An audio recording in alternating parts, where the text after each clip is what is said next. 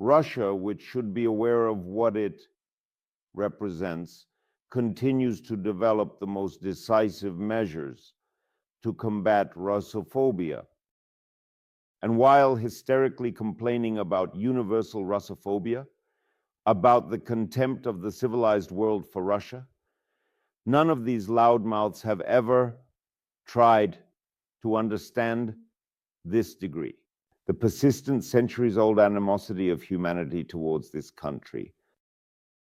Well, we constantly hear that patriotic whiners only lament about the ring of enemies, the damned Anglo-Saxons, NATO's schemes, combat mosquitoes, and other ways to destroy this birch tree out of malice. And any attempt to soberly consider the true causes of Russophobia is regarded in the Russian Federation as treason to the motherland.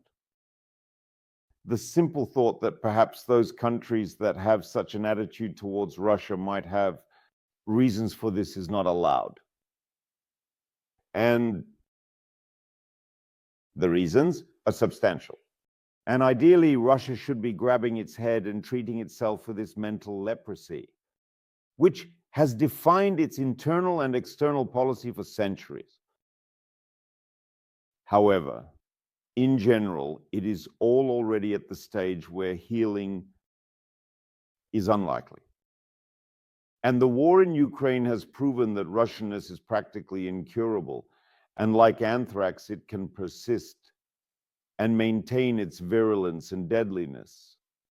Putin simply unearthed it. So, for example, why am I saying this? For instance, if you remember, there was a General Armageddon, a very illustrative Surovikin, a typical general degenerate, severely afflicted with the Russian disease, a most soulful, by the way, most soulful person.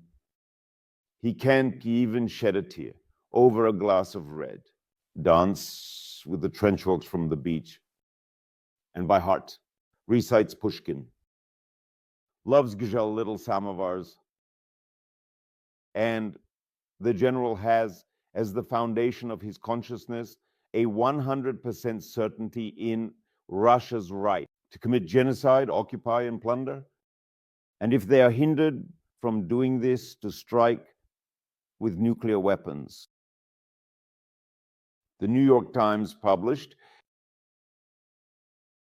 let's say, serious intelligence data suggests that Surovikin insisted on using tactical nuclear weapons to stop the Ukrainian armed forces in 2022, and the intercepted conversation by American intelligence of the commander. At that time, the Russian army in Ukraine, Sergei Surovikin, as you remember, took place against the backdrop of the Ukrainian armed forces counteroffensive in the Kherson region. And in October 2022, Surovikin demanded a nuclear strike to prevent the Ukrainian armed forces from crossing the Dnipro. The Kremlin got scared back then, fearing the Americans. A general there arranged a grand concert. He shouted, demanded the button, demanded the bomb, accused everyone of betrayal. But the problem is not with Surovikin himself, but that he is a typical product of Russian history and culture. And there are many Surovikins, big and small. I'm afraid that's about 80% of the country's population. Back then, Surovikin, when he was causing his commotion, had to be almost sedated right in the Kremlin with a veterinary blowgun, injecting a couple of ampules of ketamine into the general's rear. And only then was he calmed down and later wheeled out on a stretcher, wheezing and snoring. This is what forms every blatant inhumanity that all can hide and can spread its wings and become legitimized as soon as Russia returns to its historical path. Well, you can blame it, as I like to do, on culture, because Russia, well, it declares itself a civilization state, having a unique history and culture, but this can be regarded as a silly notion and condescendingly ignored. However, one should not think that the history of Russia is significantly dirtier, meaner, and bloodier than that of all other countries. That's not the case. It's about the same. Everywhere had its own sores, everywhere had its own streams of blood and dirt.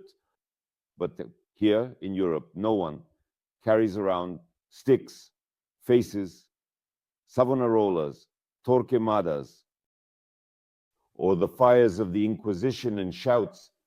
Our grandfathers lit the fires, we can repeat it. Spain, for example, does not demand the return of Peru or Cuba or Bolivia, lamenting that, oh, the land of these countries is soaked with the sacred blood of its Spanish conquistadors, who, in the sweat of their brow, exterminated the indigenous population here and expended great efforts on looting cities and burning trees.